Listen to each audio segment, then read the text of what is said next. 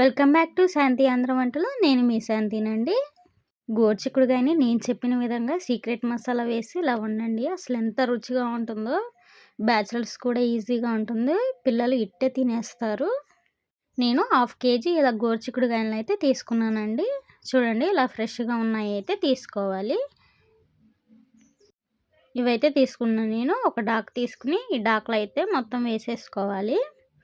ఇలా మొత్తం వేసేసుకున్న తర్వాత కొంచెం కళ్ళు ఉప్పునైతే వేసుకోవాలండి. ఉప్పు వేసుకోవడం వల్ల తొందరగా అయితే ఉడుకుతాయి. అలాగే ఈన అనేది తొందరగా అయితే వస్తుంది. దీనిలో 1 గ్లాస్ వాటర్ని అయితే పోసేసుకుని లిడ్ పెట్టుకుని ఒక 5 మినిట్స్ అయితే ఉడికించుకోవాలి. నేను చెప్పే సీక్రెట్ మసాలాను వేయండి, భలే రుచిగా ఉంటుంది. ఒక జార్ తీసుకుని 2 టేబుల్ స్పూన్ ధనియాలు, 1 స్పూన్ పచ్చిపప్పు, అలాగే జీలకర్ర, 4 రెమ్మలు వెల్లుల్లి, అలాగే కొంచెం ఎండు కొబ్బరి, 7, 8 ఎండుమిర్చి వేసుకుని కొంచెం రుచికి సరిపడా ఉప్పు అయితే దీనిలోనే వేసేస్తున్నాను.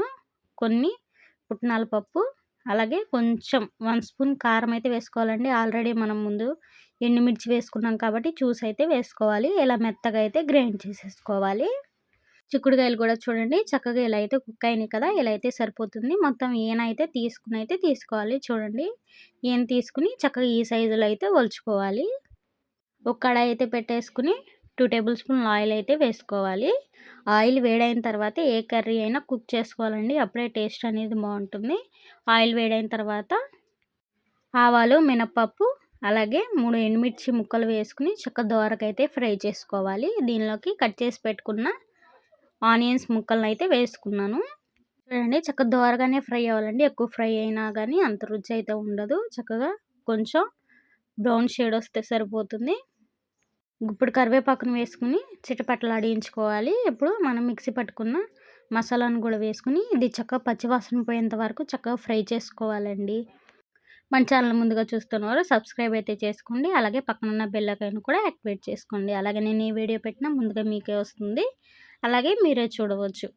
ఇప్పుడు మనం ఉడికించి పెట్టుకున్న చిక్కుడుకాయ ముక్కలను కూడా మసాలాలో అయితే వేసేసి ముక్కకైతే మసాలాని బాగా పట్టించాలండి.